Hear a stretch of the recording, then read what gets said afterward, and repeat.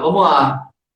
Ah, cara, o Chile, então, para quem está assistindo a gente, a ditadura foi de 73 a 90, foi a última ditadura a acabar, né, Leandro? A Foi, ditadura chilena foi a última, né?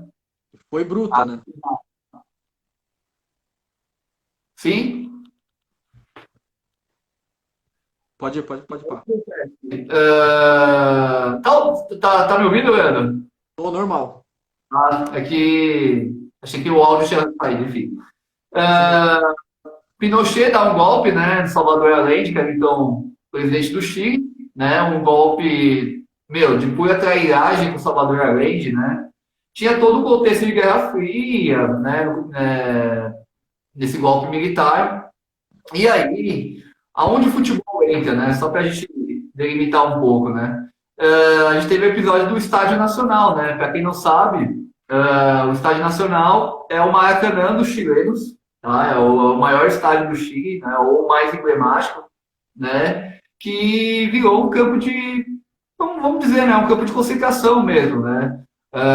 Então, você via, né? Nesse estádio, intelectuais, artistas, sindicalistas, pessoas ligadas à esquerda, meu, sendo fuzilados e torturados nesse estádio, né? E nós torturados nesse estádio, né? E novamente, embora a Netflix não pague a gente, né? Tem um documentário muito bom também.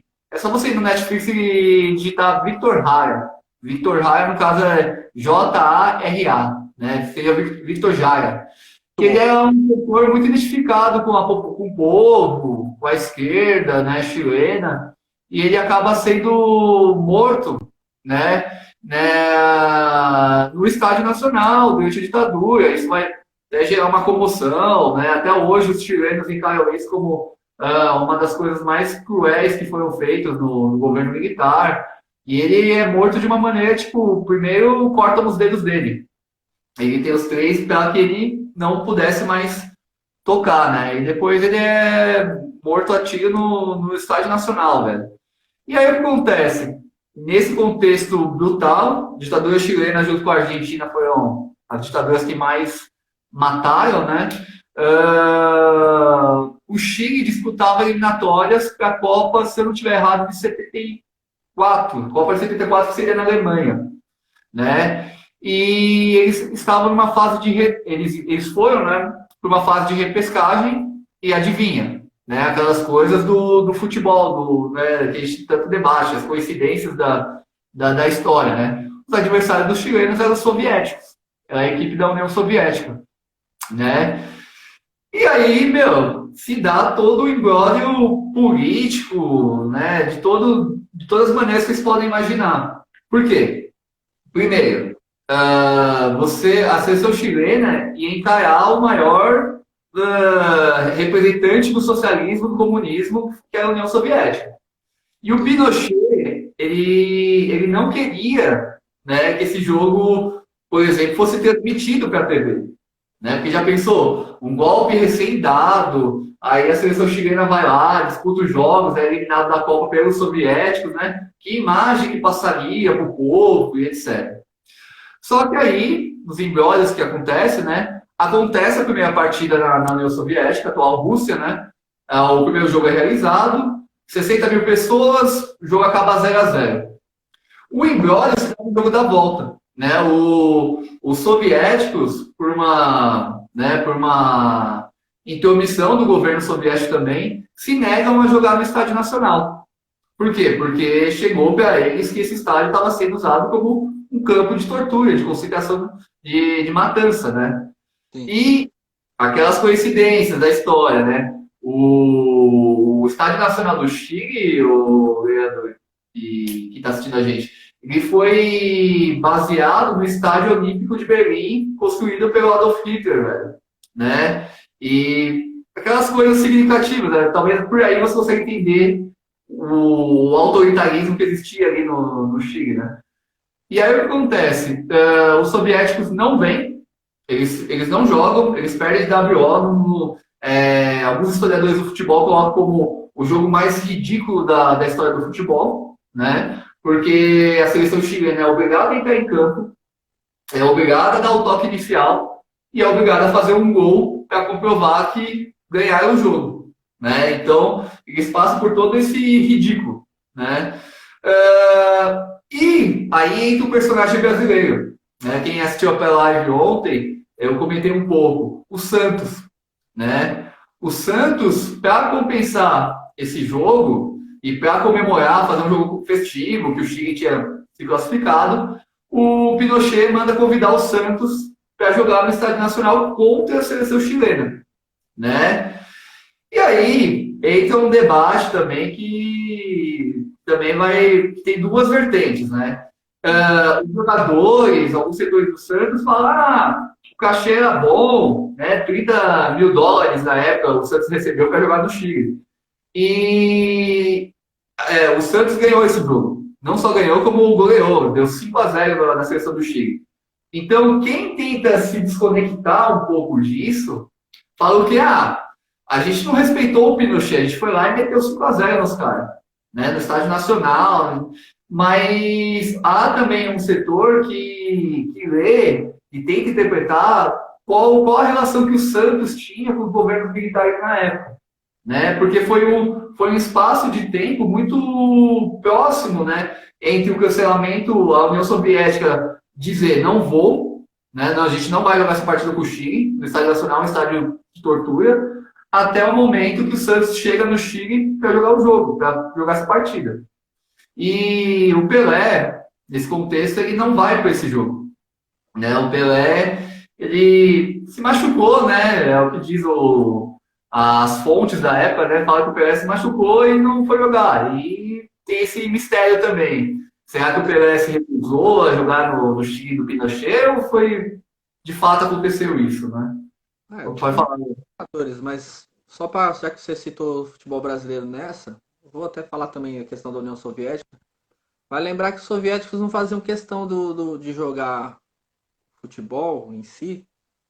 Diga-se de passagem, tinha uma das melhores seleções, porque os países que faziam parte, os países hoje, né, que faziam parte antes da União Soviética, formam até hoje excelentes jogadores, né?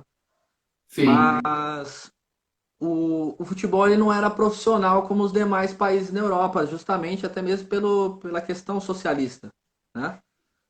Não existia profissionalismo na União Soviética. Então, ficar de fora de um jogo desse, claro, para quem vê o futebol não político, faz até sentido, né? Mas se recusar a jogar por conta, inclusive, do que ocorria no Chile, é até um pouco discrepante, porque a União Soviética também era extremamente autoritária, né, cara? Só os países de lá sabem o que penaram na mão de russo. Então, eu acredito que seja mais por a questão de não faço questão nenhuma de jogar a Copa do Mundo, então se Na lasca. verdade, Leandro, isso é até, se você vai se aprofundar nessa história, você vê o quê? O problema vou falar pelos jogadores, porque tem a versão dos jogadores e tem a versão do governo, né? O governo soviético se põe como não queremos jogar no Chile porque é um país que tortura, persegue pessoas da ideologia que a gente defende, né? Mas tem a versão dos jogadores. Na verdade, o que é relatado pelos jogadores, pela grande maioria dos jogadores soviéticos, é que eles não queriam não jogar com o Chile. Eles não queriam jogar no Estádio Nacional.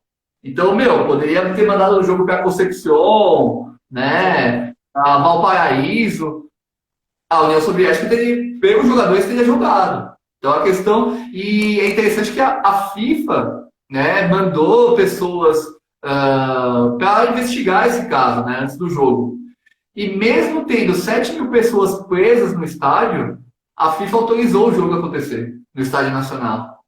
Então, cara, se a gente for revirar esse imbróglio desse jogo do Chile com a União Soviética nas vésperas da Copa de 74 na Alemanha, a gente vai descobrir muito mais essa questão da relação do futebol com a política, né? Junta tudo. Quem era o presidente da FIFA? Não era mais o João Avelange, ô, Leandro. Ah, Não então não era. dá, então não dá nem pra juntar. E em 74 era um suíço, não, é um francês ou era um suíço já. Mas é interessante você ver que a FIFA passa um pano, né? A FIFA passa Assim um como pano. assim como as grandes organizações, né? Elas passam um pano, né? E aí, Leandro, sobre esse ponto, só para a gente fechar essa parte do Chile, eu posso só ler um trecho de um texto bem breve aqui? Fica à vontade, Assim, mano. a gente falou do Victor Haya, né? Que foi morto na. Ele escreve um último poema antes de morrer. Ele é bem curtinho. Diz assim, ó. Somos 5.000 nessa pequena parte da cidade. Somos 5.000. Quantos seremos no total? Nas cidades e em todo o país. Somente aqui, 10.000 mãos que semeiam e fazem andar as fábricas, se referindo aos trabalhadores, que era a maioria que contestava, os operários, sindicalistas, que contestavam o governo Pinochet. Né? Quanta humanidade com fome, frio, pânico, dor, pressão, moral, terror e loucura. 6 de nós se perderam no espaço das estrelas. Um morto, um espancado como jamais imaginei que se pudesse espancar um ser humano. Os outros 4 quiseram livrar-se de todos os temores. Um saltando no vazio, se suicidando, né? Outro, olha que surreal, outro batendo a cabeça contra o muro, né? Então, quer dizer, o cara estava sendo tão maltratado, torturado, que a escolha dele era pegar e bater a cabeça dele contra o muro para escapar da ditadura.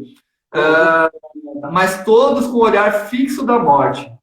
Que espanto causa o rosto do fascismo, né? Então esse foi o último poema escrito pelo Victor Haya, que morreu, né, no contexto da ditadura militar, né, no Estádio Nacional, que é o estádio que a gente está debatendo, Cara, né? vou um pouco além. Se o Chile tivesse uma seleção nesse período, uma seleção parecida com, vai, em termos de qualidade técnica, com Argentina e Brasil, acredito eu que se hoje já temos adoradores do Pinochet, mesmo com todas as atitudes drásticas que ele teve no Chile, hoje teria que ir até casa de Pinochet, cara. Não tenha nem dúvida. Mas no documentário do Anos de Chumbo, no episódio do Chile, não sei se você chegou a assistir, um dos principais craques da seleção chilena, ele aponta duas coisas. Primeiro, que o Chile era uma seleção boa na época e que eles estavam assim, psicológico para jogar a Copa de 74 na Alemanha. E outro ponto que ele fala. Putz, escapou aqui, eu ia falar, fugiu. Dele ficar abismado que até hoje no Chile se nega a ditadura. Tem gente que fala que não houve ditadura, não houve tortura. E aí, cara, a gente faz uma. Já posso fazer a ponte?